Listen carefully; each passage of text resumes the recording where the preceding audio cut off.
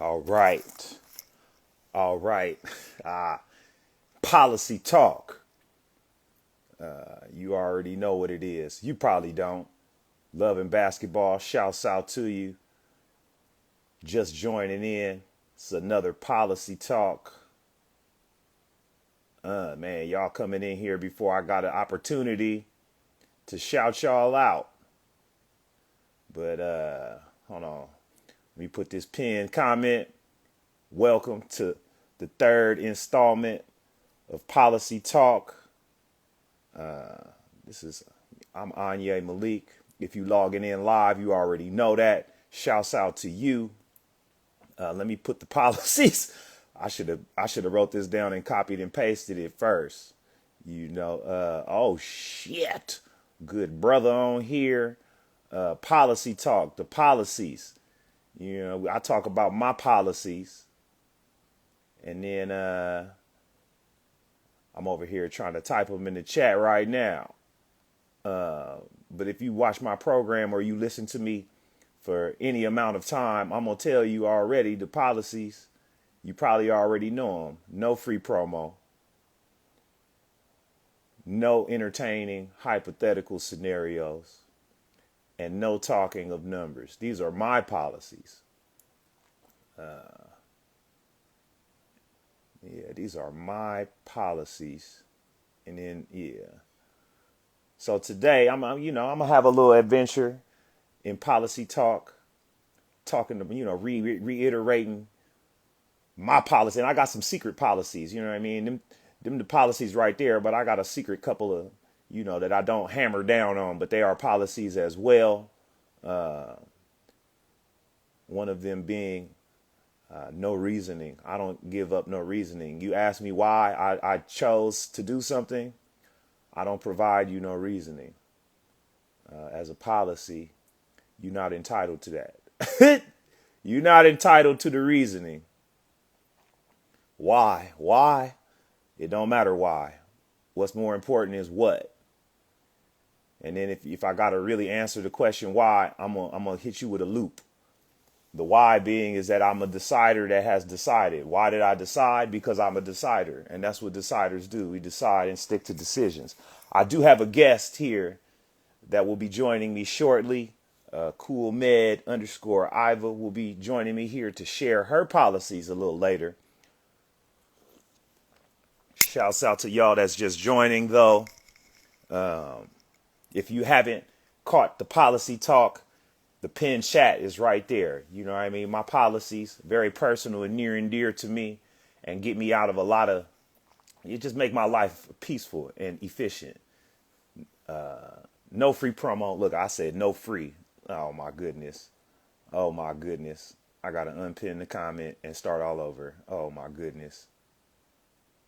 Oh, hold on. Delete that comment. Delete that comment. I'm out here trying to move too fast. Moving too fast. But folks is trickling in. Shouts out in the chat. Dory in the chat. Shouts out hello to you. I gotta pin this. I gotta pin this all over again. We all got policies that we follow in life. Like I said, mine, very near and dear to me. No free promo. And there's exceptions to these policies, but it's not about the exception. The exceptions make the rule that more near and dear. No hypotheticals. I'm not entertaining hypothetical scenarios, and I'm not talking numbers. Okay, my guest is here, but before I open it up with my guest, shouts out Charlie up in here. Before I open it up with my guest, I had to clear the air.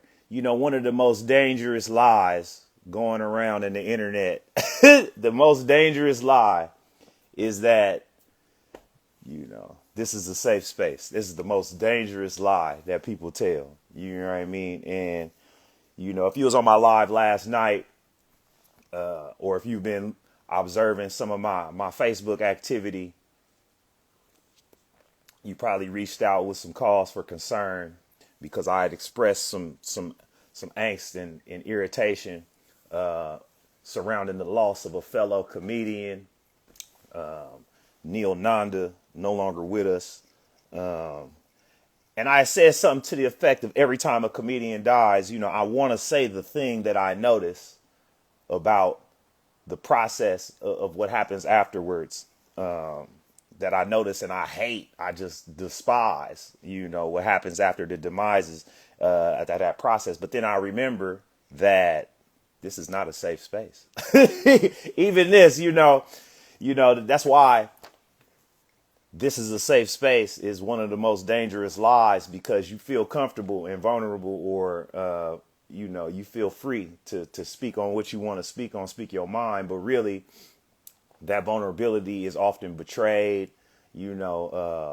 Discussion is opened up on how you feel, and you often get tricked out of the seat of your own observations, But since I architect, I know it's a dangerous space, but I'm gonna share what I experience, man. Every time, man, a comedian passes, man, we do this dance where a couple things happen. The people, which don't bother me as much. The people, they reach out and do this, if you ever need help, talk to me. I'm the one you reach out. If you ever, bruh, I'm so exhausted. It's so exhausting because it's performative. It feels, and it comes off very performative.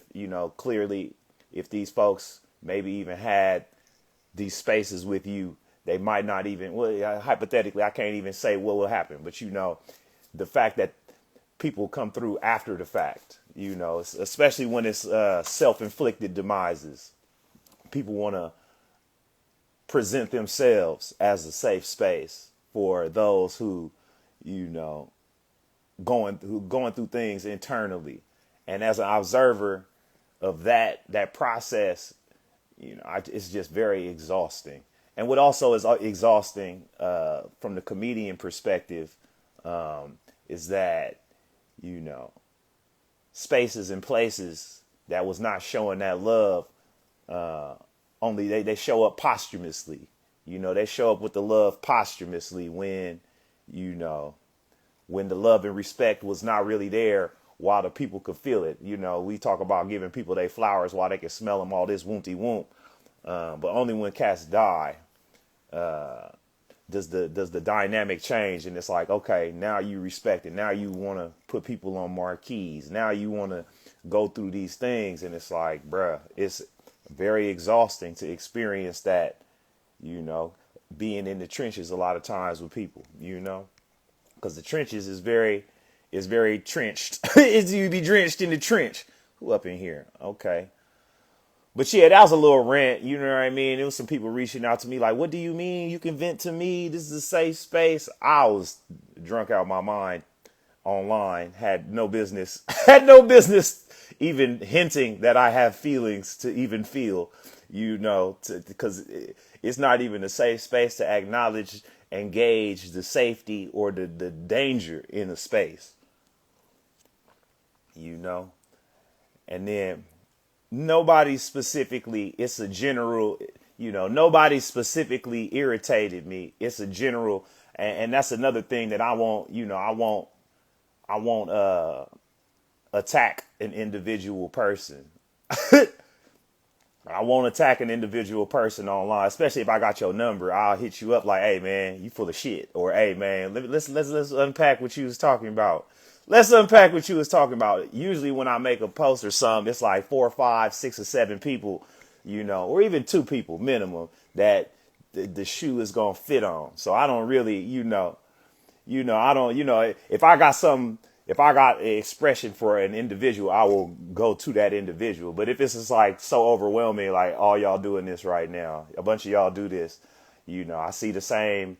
That's what's exhausting about it. You see it, and I've observed it, and it's not hypothetical. It's experiential. It's got experiential data, and so, and even, it's not personal, because even if it was personal, I wouldn't go on a platform and take on somebody personally, because that would constitute as free promotions. Yeah, if I got a problem with you, I'm not going to talk about you on my platforms because, the people that don't really rock with me, that could be promotions for you. Or even if they do, it just comes off as free promo on these things. And so usually when I hit the general splash, it's like a splash seats. It's like a few of y'all, a few people done did this to where, all right, me saying this is a lot of people can wear this jersey and get in the game with that one. But yeah, that was the end of that rant. Safe space is the most dangerous lie going on in these places. It ain't a safe space. You don't vent. And then, even me saying that, people reached out to me like, hey, you can vent to me. My inbox is always open. And it's like, fam, I'm good. I appreciate that. It's hard to trust that, and then at what point are we at odds with those who mistrust, who don't trust things without acknowledging the betrayals of trust that are experienced? It's easy to say you're mistrusting. You don't trust people, but we never ever include the betrayals of trust. And then, yeah, we got the most high. I got the most high family members. And then, people switch up. Even your family could switch up on you. I got family, man. Never mind. This is for sure not a safe space. Look, I got my family in the chat right now. So, and it's not the family was finna talk about, but I got family that, that be doing some unfamiliar shit. You know what I'm saying? Shouts out Nisha. Shouts out Easy Music. But yeah, this is policy talk. Okay. If you got some policies, I would love to hear from you. My policies, I don't do free promo. I'm not finna promote you for free. I'm not promoting your stuff. He say he saw me in a commercial for Bose, or he saw me in a commercial for some brands a while back. Well, see, now that's not free promo. That's paid promotions. And then once you get into paid promotions, you already see the value of the promotions. And it wasn't those products that you saw me in commercials for, those that you named in the chat that I won't name because that will constitute as free promo. I'm not gonna name what you said in there, but no, the product that's most resembling what you named would be the digital assistant, that came out. And I did that in 2016, and it paid well. It was a national commercial, and then some people that I know purchased that digital assistant device just because they saw me in the commercial. Okay. Okay. But see now here somebody in the chat saying there's only 6 of us. I'm safe. But that's when you got in here. It was 6, but it was more, and there's more coming in and out. And then also this is going to extend beyond what we got going on here today. So, I've already closed the chapter on the safe space. I've already debunked the safe space myth for us today. Yes, whatever. And I don't talk numbers. You know what I mean? And so the numbers count that they showing you is in here is not the true numbers count. And we're not going to talk numbers because that's against policy right now. I don't talk numbers. Okay. I don't entertain hypothetical scenarios, and I don't do free promo. I just know, that once this is wrapped, this is going to go beyond those that are here with us now. You know what I mean? Policy is policy regardless, like my fam say, So yeah, I closed the chapter on the safe space. I debunked the safe space myth. I done reiterated my policies. I don't do free promo, no hypothetical scenarios, and I don't talk numbers. And it's made my life efficient. See, the numbers even went down. Look at. And that's another reason why I don't talk numbers, because the numbers, once I turn this off, they're going to tell me how many people numbered. Homie say he have an investment policy where someone has already spent enough money. He may choose to invest in them, especially if they believe in themselves enough to invest, but no free work. I rock with that. Well, with that said, I want to open up the floor to my guest. I'm about to invite her in. Instagram, coolmed_Iva.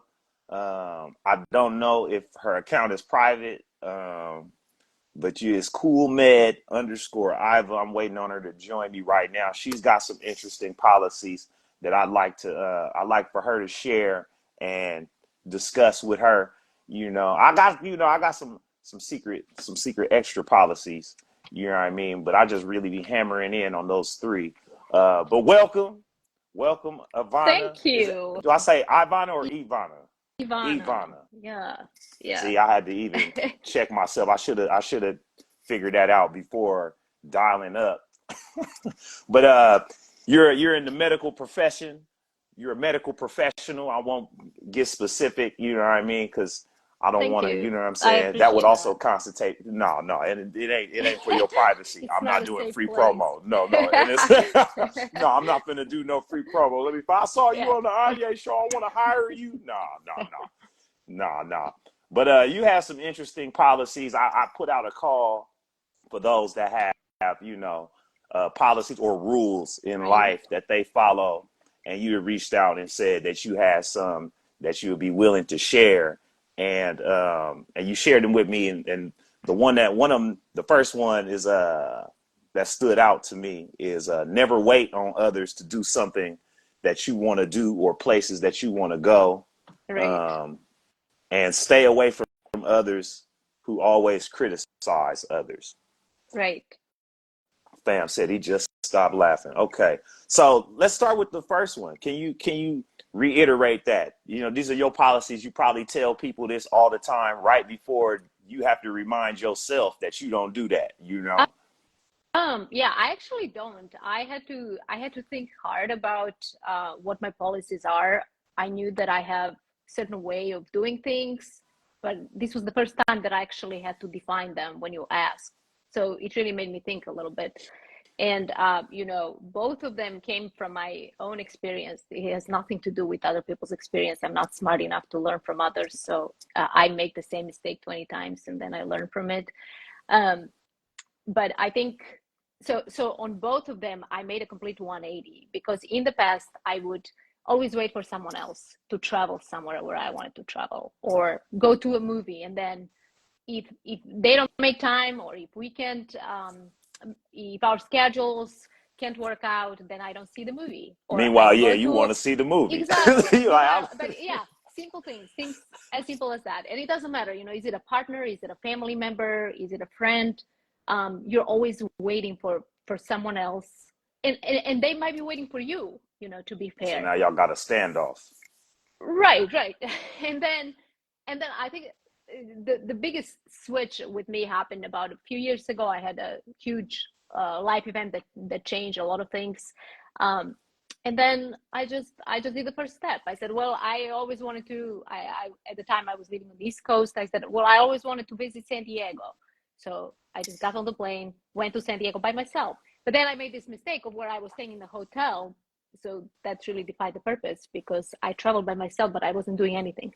But it was just the first step. And then the next trip, oh yeah, well, now I can go to the museum by myself. I can go to gallery. Oh, there is this cool restaurant. I can go eat at that place.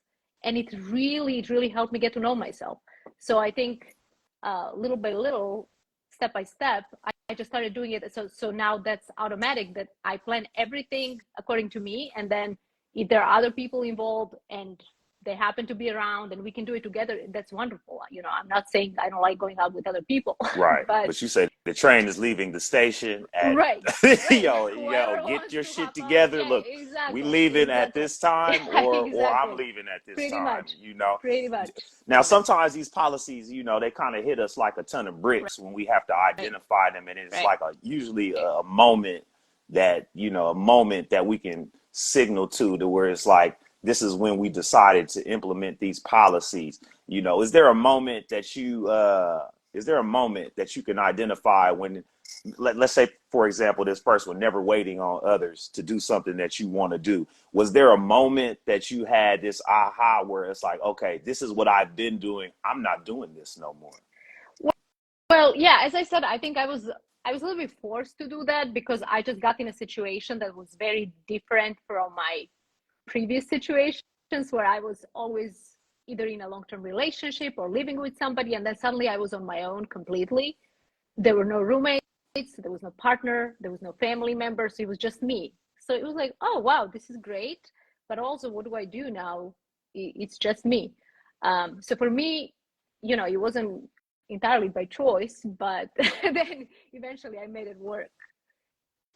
And how about this other one? The staying away from others who always criticize others. That's something I identify. It's a little bit difficult to enforce when a lot of times you don't know others about to start criticizing others. Sometimes you just be in their company, and a lot of times it's Right. people you just won't be able to shake. I got family members that they stay sharing somebody's business. As soon as you say hello, they don't even give you the check in. They give you an update on everybody else shit but what they own. And Yeah. and so it's a little, some of them is a little harder to enforce. But how did that one kind of come to your desk to where you had to identify it as something that I'm not doing this no more. We're not doing that. Right, right. So again, that's something that I used to do. I used to be very negative about things. There was particularly time in my life when I would be negative about, people can't drive, these traffic lights are awful, self-checkouts, people don't know how to use them, why is everyone dumb? Everything was just miserable. But the truth is I was probably miserable and I was not happy with where I was and the situation and people that I was with. And I think, again, once I extracted myself from all these situations and once I became happier, I started not tolerating that from others. Mm. And I was like, wait, I actually see a lot of myself in what you are doing. And this is how I change that, right? And the way you change it is really to start thinking about why are you saying that, or what are you doing about that? If something is annoying you to the point that you have to complain about it every day, multiple times a day, then the question is it them or is it you? You got to pick your battle. And I want to be careful about this because I don't think that it's healthy to be 100% positive and everything is always wonderful. I think that's bullshit. Everyone can have a bad day. Everyone can be pissed off. Everyone should cuss out on somebody who cuts them off in the traffic.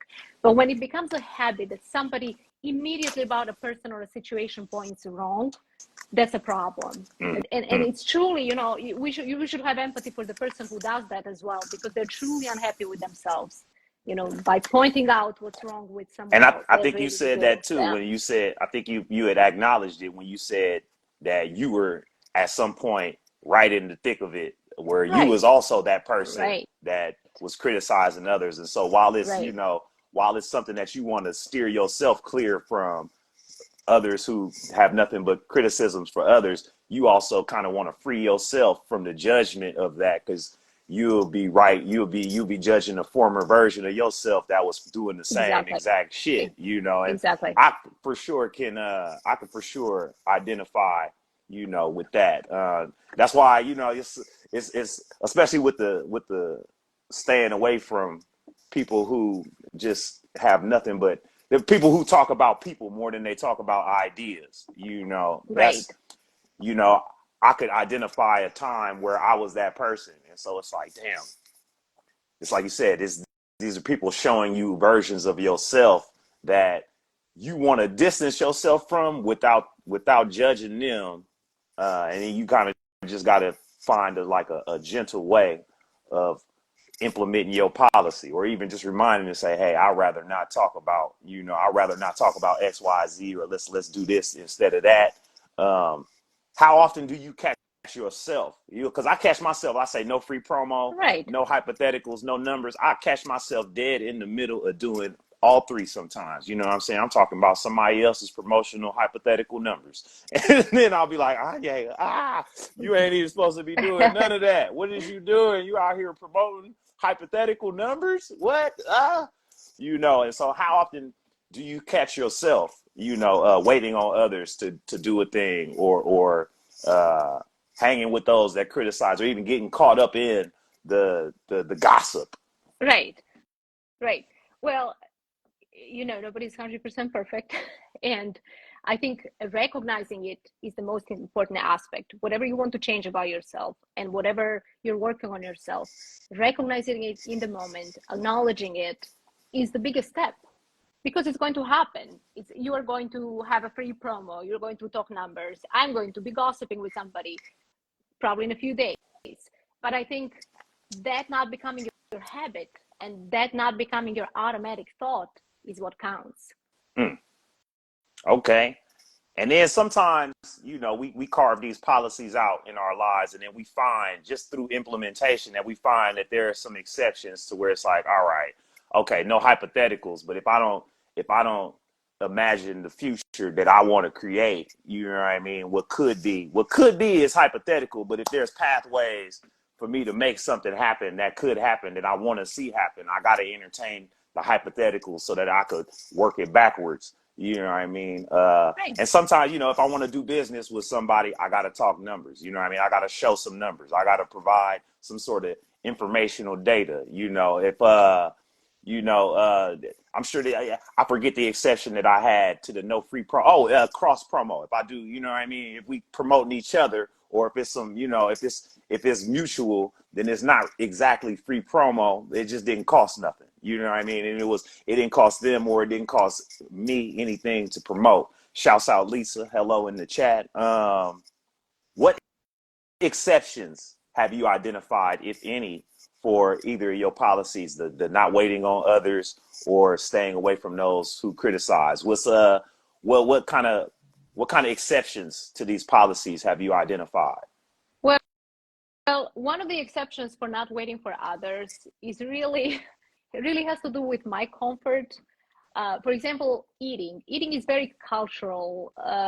It's actually a very cultural activity. So where I come from Eastern Europe, it's a family event. Just a regular lunch. You have all your cousins, your grandma, everybody sitting. We're all chatting, catching up. Eating is a very it brings all the family together and friends. So if I want to go to a restaurant, I will find somebody to go with me, just because I don't want to go by myself, not because I'm I'm uncomfortable eating by myself, but it's not 100% enjoyable for me. So I do try to make all of those things selfishly a little bit enjoyable for me.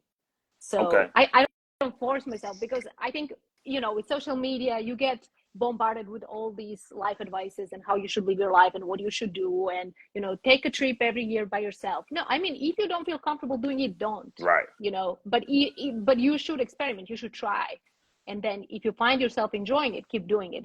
But don't just do it because somebody's telling you, oh yeah, you're going to find yourself. There's a lot of ways that someone can find themselves. Yeah, a lot of what's available as far as advice is Right. not really one size fits all like it's Right. presented to be. Exactly. And what about staying away from others who always criticize people? What sorts of exceptions to that rule have you identified, if any? Yeah. Well, I'm always going to listen to someone, and especially it's very hard to cut these people off when they're your family members, right? Or when, or when they're your Yes. coworkers. Yes. So you have to find a way to navigate. So one of the useful techniques that actually someone else taught me is to ask them, okay, so what are we doing about it? Hmm. If you're so annoyed, you're always talking about your, I don't know, your cousin who is always doing this, and that, or your mother who's doing this, and that. The question that I would ask is, okay, so, or how can I help you? And I think that triggers in people like, wait, so basically I don't have a There's no solution. All I'm doing solutions. is complaining. Yeah, but you really have to be careful, because I think always complaining to someone is draining. It can be abusive, because you're expected to help someone, but you can't help them. And I think that can be a moment for them to realize that it's not going anywhere. I'm not helping you. You're not helping yourself. Nobody's winning. I'm Yeah, out. I try to distance myself from gossipers. But when they are very close, when they are very, very close, what I have to kind of do is I have to identify that I am not a safe space for God. It's a dangerous space to be gossiping, because I'm a gossip on the gossip. I'm gonna tell that you gossiping. It's not between us. I'm say, hey, all right, we got a couple more sentences that we got to talk about some ideas or some solutions, or let me know what's going on with you. Otherwise, I'm gonna put this in the comedy, and I'm gonna get to talking on comedy like, hey, family gossip. You know what I mean? Get the whole, oh man, I don't want to elaborate because that would also be family promo. I'm not trying to. Well, right. And I think these times, especially around holidays, they can be tricky because people get triggered a lot. People see family that they haven't seen the whole year. They're forced to socialize. And You know. yeah, that's another, the tricky thing about the family. Y'all get together, and then it's not forced to socialize, but there'll be things lingering that we never get to address. You know what I'm saying? And it's like, Right. and then you'll be the one that's holding on to something, or you'll be painted as somebody that's holding on to something that you should let go, quote unquote. But it's like, well, we never really resolved it. We just kind of just kept on going to where it's like, all right, well, we could keep going, but first, Right. let's talk about that shit you did. And they like, well, that was hella years ago. Why don't you let it go? Well, because I never got to, we never got to unpack it. We never got to speak on it. And now that we here, now that I done brought it up, now we can let it go. You know what I mean? And then who decides and determines what all that is? And yeah, the holidays are definitely an interesting time to see all of that play out. And you don't have So, to wait on nobody to do it either. true. I actually do have a question. How did all these life policy talk come about with you? Because I just saw the question, but I never asked you. Uh, so like all of them together or But you individually just, breaking down the policies? oh Because no, no, no, no free actually, promo. no, the whole idea to talk about the life policies on Um, your well, I had been talking about them just in personal conversation, and mhm. it's some things that I had just identified in my life that are uh, corrosive and destructive in my own life. I can break it down one by one. The no free promo came about. I did this stand up comedy taping, and the one of the rules was that they don't want you to wear any logos, and you know and really it kind of opened my eyes to how I present myself or how I present logos in my stand up. You know what I mean? Like if you're doing it, I broke it down where it's like, okay, if you bought a name brand item, you got to buy it. You got to pay for your name brand item, and then to appear in television, you gotta pay them for the usage of the logo. So you bought this thing. Now that you or the production will have to buy the permission to display the logo. And then you're being great, you're being dope, you're basically doing a free commercial, basically. And since I had already experienced being paid in commercials and I had my own brand things, it's like, why would I appear doing promo for you that's not coming back to me? It's really doing more me being dope in your brand is doing more work for your brand and your brand is doing work for me. I know the designer designed it, but essentially they're not going to repost it if I pop up in name brand clothing in some of my comedy videos and tag the name brand. They're not going to share this. They not so it's just a one-sided Mhm. energetic contribution to a brand.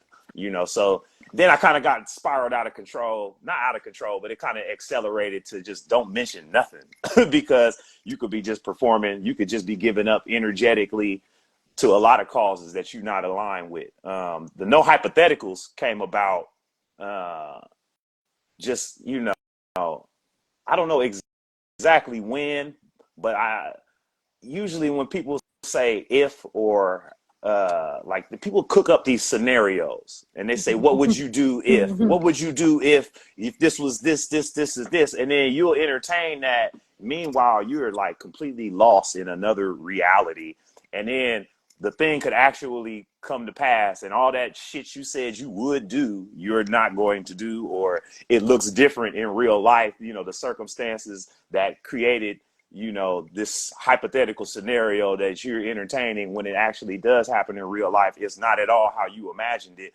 So much so that it was probably not worth entertaining that deeply to begin with. And then numbers talk, no numbers is just like, you know, it's just kind of just not telling your business to people, you know what I mean? And it's like they can't calculate, they really can't do calculations for you. It's just giving people way too much access to some data that they can't do anything with, and they it doesn't benefit them or you to share numbers. And it's just like, you know, I of course accelerated and exaggerated to where I don't talk about my age or my height or nothing numbers related. You know what I'm saying? I won't tell you no numbers whatsoever unless it's like time and calendar shit. You know, 2 p.m. Okay, we got to talk numbers at 2 o'clock. Yeah, this the number is 2.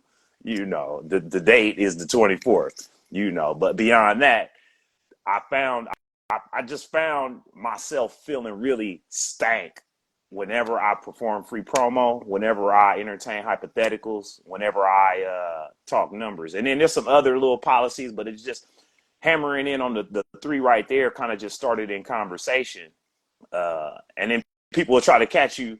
And it was a good exercise for me. It's like, you know, people don't know that you don't entertain hypotheticals until they present you with hypothetical scenarios. And then they're like, well, why don't you want to play this hypothetical game with me? And it's like, oh, well, because I don't entertain hypotheticals because I live in this reality. And I don't want to get spun all out of control thinking about what I would do in some fake ass scenario when really you don't know. We have no idea, you know, and we know so much, or we have so much entertainment and media given to us about the multiverse and time travel and all of these things to know that, you know, if you change one thing in the past, everything changes. And so I just started kind of hammering these in my personal life and conversations to where people would be like, okay, to a point where it was like, okay, Anya, he doesn't talk hypotheticals. Okay, he's not doing free promo. So where it was like, okay, once people started uh, acknowledging and respecting my policies, or even if they eye roll it, it's like it's been implemented. So I just kind of just decided to get on and get online. I took it to the stage a few times, and it is kind of funny, you know what I mean, to decide make a to make a decision and stick to it. And I say I got another secret policy is that I don't provide reasoning. I don't tell people why, because people that want to know why you do a thing, they don't really respect the decision that you made. And it's not important why. What's important is what. You know what I'm saying? Why is a mountain here? It don't matter why a mountain's there. You got to acknowledge the mountain that's there. You know what I mean? Why is this? Why is it? It don't matter why. You know what I'm saying? It doesn't matter why. All that matters is what. Once you see the what, if you want to know why, that's people that want to change the scenario. If they think they know, if they understand the reasoning, they could either accept it more or they can change it. But it's not for you to change or even accept or reject. It just is what it is. And so that's a secret. That's a secret fourth policy that I have is I don't explain my reason. And a lot of times you explaining your reasoning and justifications to somebody and it don't even matter. You catch yourself explaining yourself and justifying your decisions, and it feels icky. It feels nasty to the point where you're like, man, I'm not doing that no more. Really, it just is what it is, you know. This is the is what it is policy, like my brother said in the chat, you know. And yeah, man. So I had to acknowledge these things in my personal life, and then I thought it would just be funny to share because I kind of have a kind of a way of being that's kind of comical. That especially if I hammer it over and over, it's like this fool is silly as hell, not talking hypotheticals. You know, it is full of silly as hell. It becomes almost gimmicky, but it's just real. It's just reality, you know. And to the the passerby, the common passerby, there's a lot of humor for that to be explored, and then I just came on and just like, okay, it was only, it ain't even been a week since I've been on live talking about my policies, and just my adventures in policy. And it's good, some of these things people expect so much, they expect you to talk, they name names, be specific, or do X, Y, Z that would constitute as free promo. So then when you cut that off, it's like, oh, this fool's silly. Oh yeah, my bad. He's not gonna shout that out. Or it's like, what would you do if da da da da da? For somebody to deny that question is fun. It's fun. It really is fun when you make a decision and decide and stick to it and like implement these policies and stick to them. And then even, when it comes to reasoning, when somebody asks why, I go back to hey, well, the reason why is because I made a decision. And why did you make that decision? Well, because I'm a decider. As a decider, that's what I do. As I decide, and then I implement my decisions. It's fun to do that, and I think it's really just boundaries, and just kind of just designing the life that you want to experience more than being thrown into the life that's presented to you. A lot of times, a lot of times we'll be reacting to a lot of things when the thing could react to us a little bit more, and so that's how I came to implement my policies, uh, and then come on here, I wanted to see what other people, what policies other people have. I can't be the only ones. I never heard anybody say I don't do free promo, I don't entertain hypotheticals, and I heard some people say I don't talk numbers, but it's like, that's in business, and I just kind of just adopted that, like, well, yeah, it shouldn't even really be talking numbers with anybody, because and then people be lying. Why? Like, why would you? I'm getting off on a tangent, um, but yeah, so it's more about designing the life that I want to live instead of just participating in what's presented to me. Making the ingredients, making a meal out of the ingredients instead of just being served whatever. Right. I That was a think long the the answer. the, the only the only struggle that I can see with some of the policies that you mentioned is that um, I'll play devil's advocate here, but like, how would you handle that if you're dealing with somebody you're very close to and they're trying to understand something and they're truly trying to understand your reasoning, and then you could be labeled as selfish or like not caring. People can say, so you don't care about how I feel about why you did what I you gotta did, stop you. you know. I gotta stop you because you present me with a hypothetical scenario right there, and I can't even entertain that. You You see what fast, I'm saying? you fast, you fast. You tried to catch me up real quick. You tried to jam me up. Wow, I huh? I My think own with guest, huh? You try to, I you try to. think I think with hypothetical situations, a lot of people are really trying to also have some sense of control, because in a hypothetical situation, you can have a Right. hypothetical resolution, you can have a hypothetical actions, and that, you know, Well, it helps. So, but you touched on the judgment thing. It's like, a lot of times people will hold positive judgment hostage over you, and I mean, releasing yourself from how others judge you based on their perception of how you implement your life is like one of the key things that really open up doors to your life. Like, you could literally breathe easier once you stop giving a fuck about how other people perceive you, because it's really, that's even hypothetical. Somebody could say that they respect or disrespect, but you don't know that, because it's so beyond your reach. You're not in this person's head to where it even matters. It's not something that you ought to be concerned with whatsoever. And so when I do experience people who uh, are frustrated with my lack of entertaining hypotheticals or my lack of talking numbers, and they express some negative judgment upon me, I got to examine how deeply I even hold their opinion value. You know what I mean? So it's just like, if it's somebody that, well, hypothetically, when I experience, not It doesn't hypothetically, have to be experientially, hypothetical. I'm sure that you experientially, that's what actually I'm saying. I'm trying experience. to Yeah. draw from Yeah. experience Yeah. to Yeah. where it's like, when people decide to express their negative view or negative judgment based on some decisions that you've made to with the goal in mind to enriching your own life, they kind of they kind of they kind of identify themselves as individuals who don't really matter and who are not allies in the efficiency of your life. They are enemies to your peace, and by identifying them as that, they become their judgments become less valuable. Not that they are themselves not valuable, because everybody has value, but their judgment is not something that should be, their favor should not is not something that should be courted.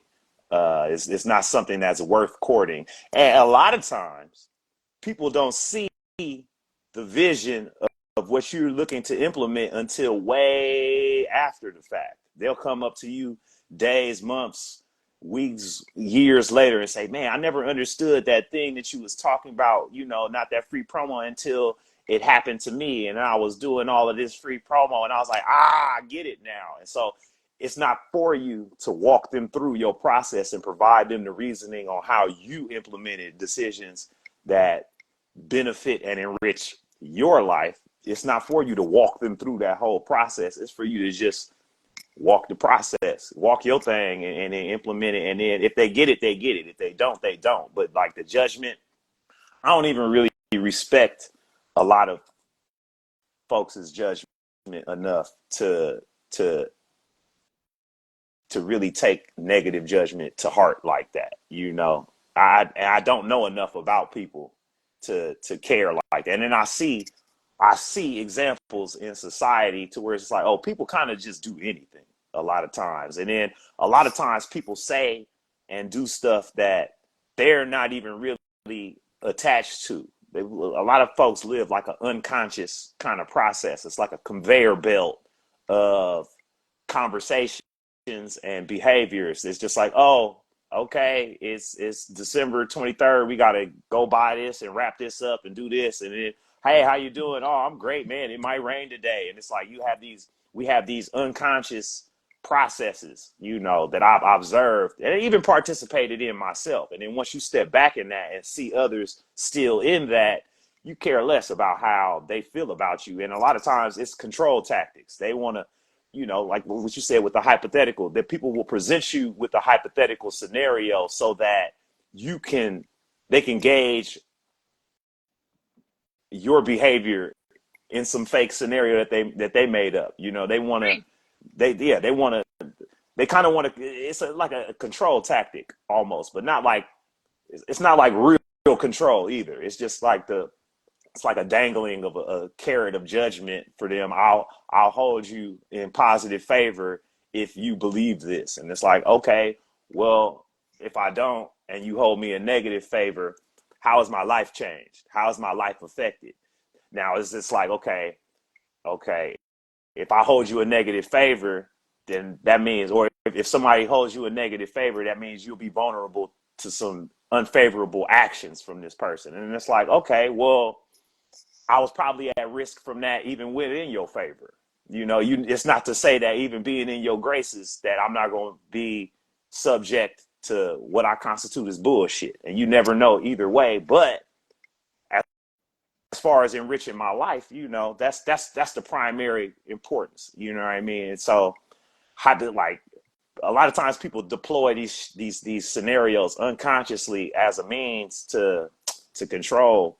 And once you see it, you want to participate in it a lot less. And so I've observed a lot of these things, and not more than the next, not more or less than the next person, but once I've identified them, right? So it's like you can literally, like, your lungs fill with air a little bit better. Right. You breathe with your full chest once it's like, okay, I'm not even concerned about what the outcome of your judgment or your perception of this or that is of me. Because, you know, especially when you talk about bills getting paid and shit like that, it's the due dates don't change. You know. Hmm. So how do you navigate that through I mean you're in comedy, you're interacting with a lot of business people. Comedy is a business at the end of the day. Um, how do you navigate that through your everyday life and job? um these policies in particular, or just any policy that I might implement, because I'm so comedy is a business, and this is the cold part. Is just like, you know, there is a business, but it's also an art. Hmm. And so wherever art and business collide, a lot of times somebody's getting fucked, you know. For real. I mean, it's you know, it is hours and hours of interviews and media and comments, just endless comments from not even just in comedy, you know, in music especially. I mean, that's the whole we having this aha moment with people getting their masters back here, and you know, in movies, they people talking about being paid less. We just had two strikes, you know, we just had two major fucking work stoppages from the Writers Guild and the Actors Guild. These are artists. These are artists at odds with the business people who make money hand over fist and don't want to participate in fair compensation of that. And so, you know, as me as an independent person who's had to step into business for my own benefit, you know, I've had to compartmentalize and activate my left and right brain. The creative brain that got me where I'm at, you know, flourished. But then at some point, out of a necessity, I had to activate my business brain so that I can A, create opportunities for myself, and then B, not get fucked over in the process. And so I have to create as a business, you know, as a business minded individual, it's completely in service to the artist. You know what I'm saying? Somebody talking about seeing more sports strikes because the same Yeah, I shit's just saw happening. that. The same shit kind of happens across the entire entertainment art spectrum. You know, so navigating that. Well, since I am the ultimate business person and artist, and so I've taken those roles for myself, and so they are not. No one is stepping in for me to do my art, for me to create a thing for me to take advantage of. And nobody is stepping in for me in business, for me to present the art that I presented. I don't know if you've ever seen this cartoon. It's a Looney Tunes, Michigan J Frog. Have you I ever? haven't. You familiar No, with the character, the no, WB Frog? no, I haven't. So Looney Tunes, they got, you know, the Porky Pig, Bugs Bunny, Daffy Duck, and I'm sorry, that's for sure free promo. But the cartoon, I love this cartoon. And frogs and turtles and lizards were veiled in early media is veiled references to black folks. Hmm. Um, so Michigan J Frog is basically a black person that they made in some caricature. But it's this guy who's down on his luck, and he finds a frog, Michigan J Frog, singing his heart out in the park. And he's singing just so beautifully. He's singing, and the guy looks at this frog and just sees dollar signs of all the money he can make. And so he just starts, you know, he starts getting investors, and he starts printing out posters. He rents theaters, and he puts together this big show for this frog, you know, and then people get there, and he pulls the curtains back on this frog, and instead of singing, the frog says ribbit. You know, he doesn't sing no beautiful music.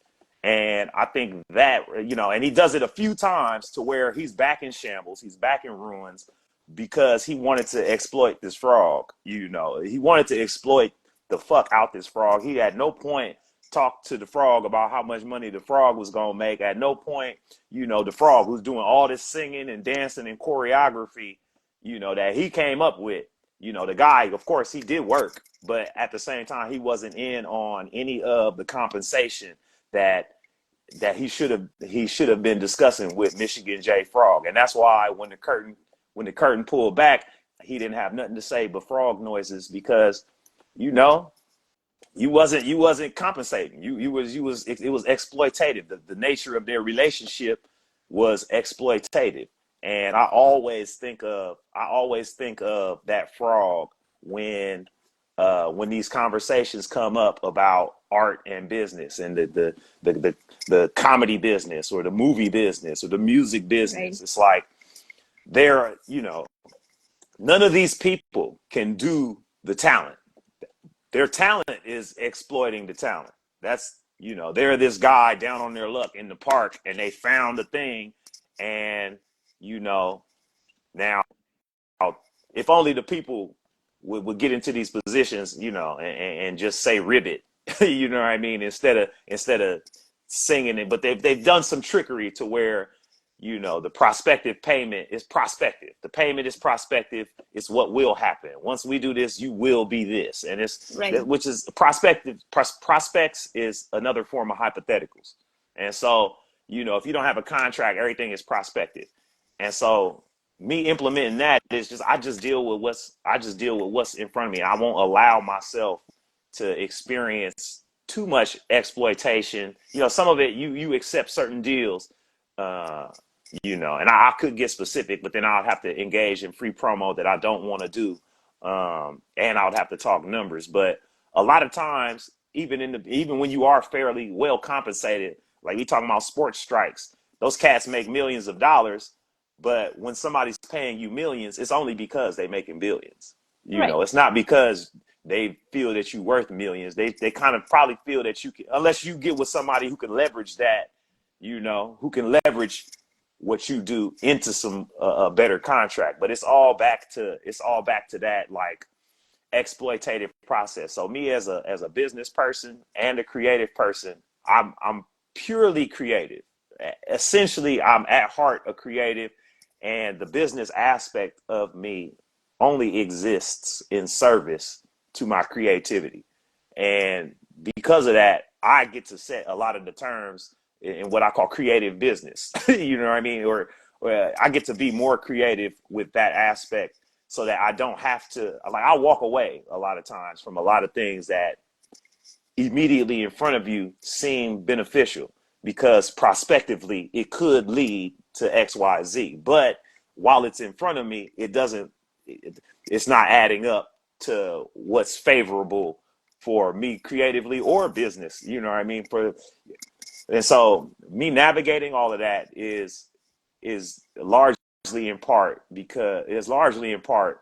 uh, to the acknowledgement that it's all in service to the creativity. Yes, the business mind is out of necessity to protect, curate, and benefit the creative. So I've had to cultivate that. And that's what's primary. So me identifying what's primary, that drives the ship. Me as the creator drives the ship. My creativity is the captain of this vessel. Yes, we got a business guy on board. He sees what's ahead, but essentially the captain is gonna say, "Oh, okay, we're gonna steer around that, or we're gonna steer right into that." And that's how I navigate. Is identifying that, you know that the creative is the captain of the ship, and then everything else is kind of secondary. I'm glad you asked me that too. Cool. Yeah. And thank you for joining I was me wondering. too. Yeah, no, we've been on here for a cool little hot little minute. I want to thank you for joining me and sharing your policies. Yeah. Thank you. Never, I'm gonna reiterate your policies real quick. Never wait on anybody to do something you want to do, or go to a place you want to go. And also staying away from others that are primarily criticize people. You know what I mean? Stay away from the criticism energy that others project and put forth. I think those are great policies. I might have to borrow one. If you got some policies, and you watching this, or you in the chat, or you watching this hella after the fact, uh, hit me up. I would love to talk with your policy. I thank you Thank you, Ivana, for sharing your policies with me. I really appreciate it. I look forward to talking in the future. Good luck and benevolent blessings to you in your endeavors, and especially the implementation of your policies. Uh, Likewise. Thank you. Thank you for Thank you. having And let me, me, hell Mike. yeah. Hell yeah. And and thank all y'all, man. I appreciate y'all for joining me. This has been Policy Talk. I don't know exactly when the next one is gonna be. If you would like to know though, just stay tuned to my story. Um, Stay tuned to if you want to get on my close friends, send me a request for that, a message. Oh, my brother, he said his only policy, telling those in my circle often that I love them and appreciate them for being. That's a solid policy. That's a solid policy. And maybe you have some more policies or some policies that you'd like to come on live and let's talk about how they came to be. Let's talk about some of your adventures in policy. Until next time, know this policy talk. I'm Anyi Malik. And until next time, you're not gonna see me doing no free promo, no hypothetical entertainment, no entertaining hypotheticals, and no numbers talk. And so, except for the exceptions that we've identified, uh, those are the policies. This has been Policy Talk number 3. I appreciate y'all that's joined me, that have joined me thus far. Those that dipped in and dropped out, that's fire as well. Until next time, y'all. Uh, Peace out.